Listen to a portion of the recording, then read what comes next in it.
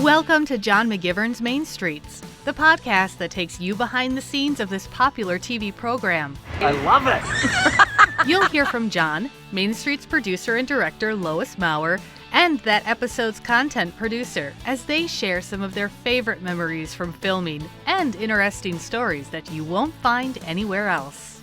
Today's episode, Winona, Minnesota. Episode 8 of Season 2 is Winona, Minnesota. It's our second Minnesota episode, and we're back with Emily and Lois. Emily was our content producer, and of course, Lois is our executive producer and our director. Winona, did you choose this, Emily? No, I didn't. You didn't? Process of elimination, and I said, you know what, this is a town I've always wanted to explore, so I'll do it. Oh, good. I had a niece that went to college there. Oh, you did? Yeah, in Winona. And we already had chosen Bloomington, which was large. Yeah. And so now we needed a smaller, kind of quaint, charming town. And I'll tell you, Winona fits the bill. Any surprises? Surprises for me about Winona is how many original industries are based out of Winona. We did the stained glass factory, Kotobo, and there's more where that comes from. Just a lot of times during that visit, I would say to myself, oh, that's here too? They manufacture that here too? Yeah. And it's a nice pairing of the industry, but with beautiful scenery. Yeah. So you can get the best of both worlds. It sure is a pretty community. I loved the university and the guy we talked to at the university and who showed us around, and it's a beautiful campus. And took us to the boat on the river. Right. Yeah. The classroom, the floating classroom. Yep, it was very good. And the students come from all over to do that outdoor education program. Because Winona's on the Mississippi River. Maybe we didn't say that yet. It's on the river, and it's a lot of science that happens on the Mississippi River. And Winona State is really known for outdoor education, which is something I didn't know either. Like, you can train to be, what's that degree they offer? It's an outdoor just outdoor so education. So you could be a tour guide. You could be a docent. You can lead fishing trips. You can lead, I didn't even know that was a degree. The university, and then that took us to Eric at Sugarloaf. He is an outdoor education instructor. Sugarloaf, very tall, bluff, cliff. It stands out in the horizon that you can climb. It's a big rock. Big rock. That you can climb in the summer and you can climb in the winter because it becomes an ice rock climbing. And of course, you start at the bottom of the hill to make your way to this big rock. And as we got there that early that morning, and Eric is the man we ran into, yes, that we chatted with. Yes. He said, well, let's walk up to the rock. And I said, have a good time, Eric. We're not walking up to the rock because he says it's only a 12 to 15 minute walk. The problem is I have a camera operator that has 40 pounds of gear on his shoulder and an audio engineer who's carrying, 30 pounds of stuff around her. Which is why I said no. Oh, sure. Of course you were thinking of them, right, John, in your wingtips? Of course. Of course. Because for him, the 12 to 15 minute walk for me would have been probably more. You think? But he sure don't do his stuff. And the fact that rock climbing around Sugarloaf is really it's a destination. People ice come climbing from all in over. particular. Ice climbing. This is not just a summer sport, is it?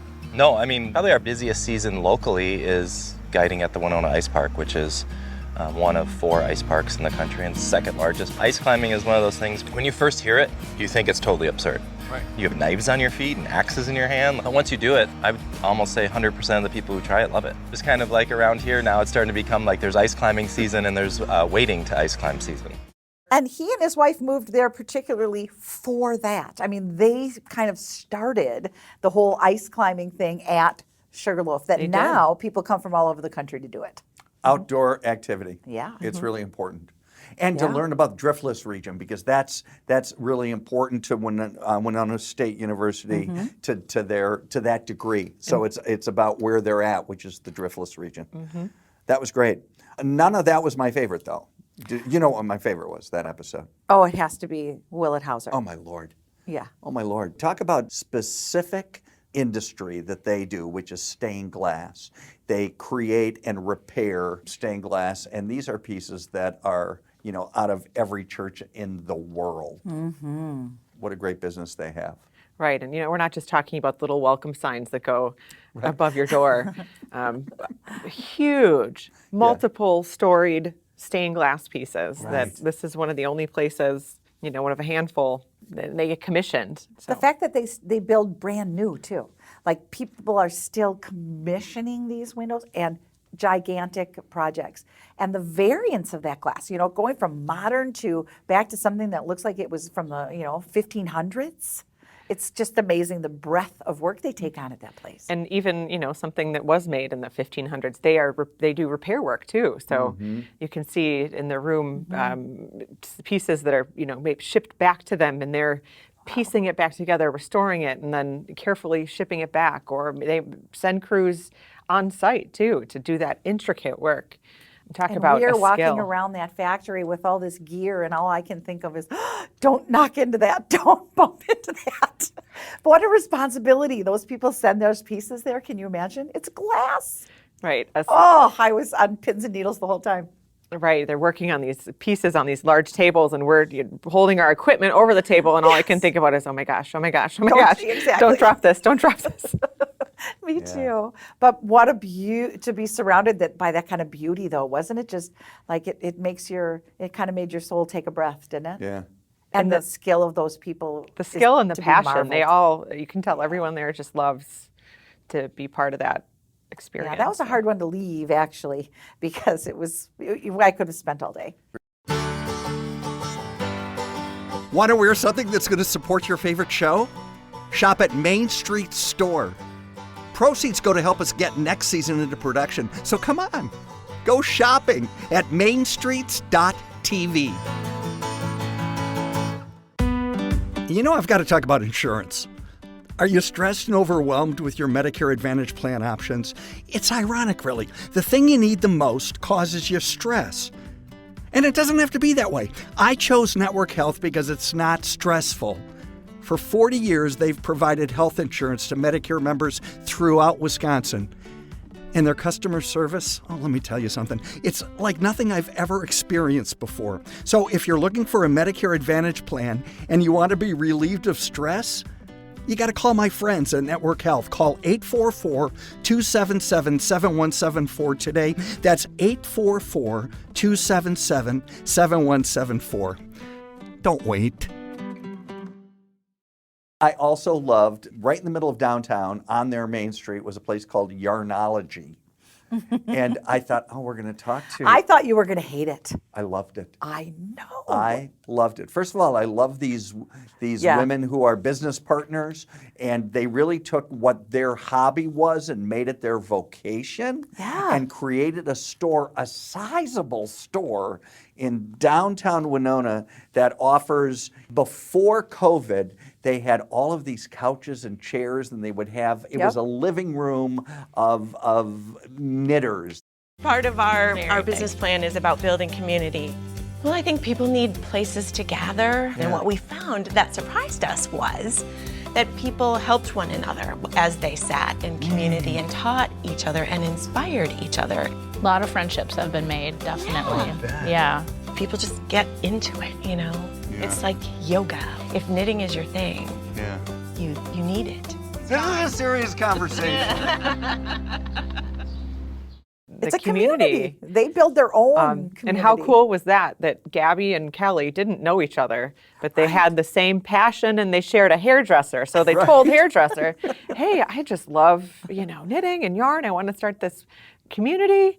And that hairdresser was like, okay, I have someone, both of you guys need to meet. Right. And that's kind of where it all started. I love that little tidbit there. But the colors, right? And the different, the feeling of the yarn. It was amazing. And the size and the count and the number and they certainly had, they sure made it easy to understand, you know. And of course, I thought maybe you would take up knitting. You gonna? Yes, of course. I knew you would think that, but one more time that I said no, because If you remember clearly, I hate to talk history, Lois, but if you remember back when we did Around the Corner, you had me take some needles and try a little something. And the woman who was teaching me in that episode was like, "Oh, Lord." I don't think you were really trying. Just cringing. Yeah, out loud she was cringing, Emily. So, yeah. One of the things I loved the most was the boat houses. So we Yes. went for the site survey. Emily and I went and we met Pat. Pat from Winona helped us find unique things. And I just kept looking down there going, oh my gosh, there's an entire, like, we did boat houses a long time ago. And for Around the Corner, and there was like 4 boat houses. Do you Right. remember? I don't remember the community off the top Not of my a head. clue. But there was like 4. This is up and down the river, up is and a down. neighborhood. It is It its is. own community, and everyone is incredibly different. And I was fascinated by this. So the first thing I said was, we want to get in one of those boat houses. And Pat looked at us like, uh-oh. Right. But Emily, you pulled it off. Yeah, part of, the work before is, right, you meet one person and then you meet a gazillion others. And then eventually one of those gazillion others is going to be that someone that's going to say yes to you Yeah. and let you on. And for us, that was Moses. Moses. Yeah. So cool to see. But those are those little houses that are deeded from person to person. Like, rarely do they ever come up for sale. And his did. Wasn't the one that he bought? Oh, no, in the his first family. guy. The guy who lives downriver is a friend of Moses's. And the one happened to come up for sale, and they get snatched. I mean, it's like... Because they're not creating any more spaces for boat houses. There's just Right. so many. Right. Yeah. And isn't it interesting, those pipes? Do you remember how they would talk about those pipes and how they're attached? So when the river goes up and down, the houses go up and down.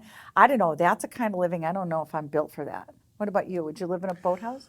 Well, these people don't live there full time. This is like their cottage. Like Right. in Wisconsin, we have cottages on lakes that you go to for some of the summer, and that's what these people show up, and they don't spend. This isn't their residence. This is just their hobby. Cool. It was good though. It's It was good. good and not sizable. These are small little houses. Moses is making a 2-story, still small, footprint wise, but he's got a second level as well.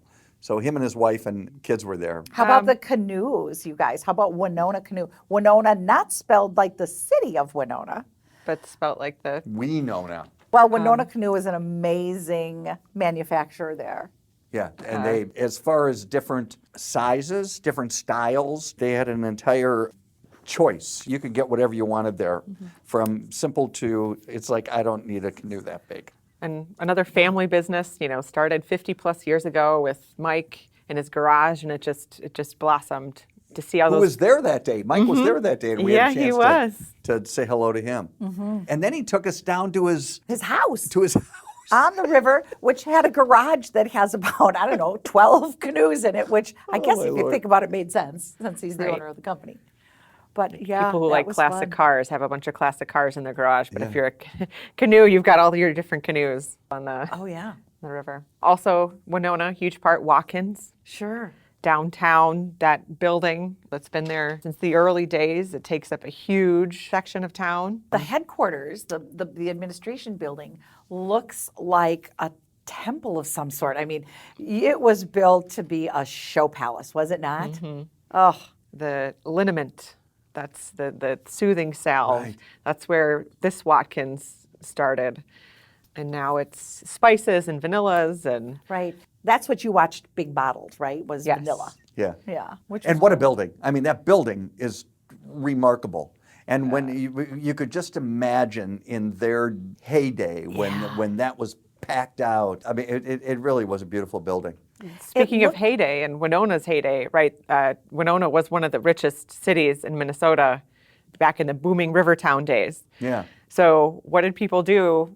When they had the money, they built these beautiful buildings. Every building there, it feels like every building there has Tiffany stained glass windows. Right. Watkins being one of them. Yep. It's really a glimpse into the rich past.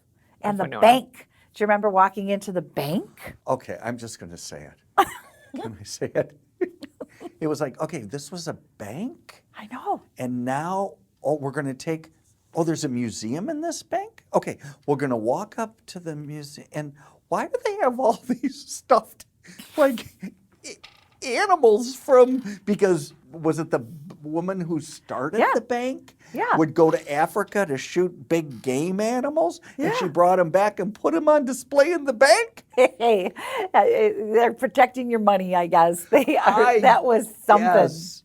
It was in the day when that was accepted. Yeah, it was not only accepted, but I think it was a real sign of success that she could go over. And this was a woman back in the day when men were the big game hunters. Yeah. And she came back with these and put them on display for all to see, and they're still there, and it's kind of impressive. It's right. And every floor is, you know, where you think, oh, okay, there's a deer or whatever, and then next floor is like a lion and an elephant, and you're like, oh my gosh. Yes, exactly. So, right, you know, back when that was the thing. Yeah, exactly. And right next to the Tiffany stained glass windows. I mean, it's like, wow. Yeah, wow, eclectic, hey? Yeah.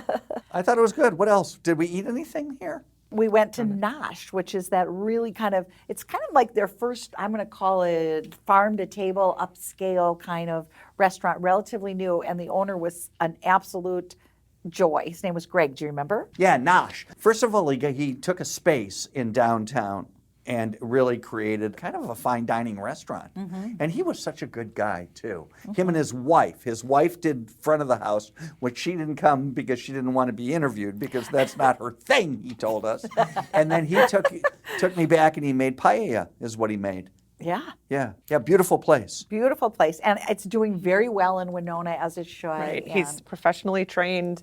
Lived in D.C., East Coast for a while, and went back to their roots here in Rivertown. Yeah.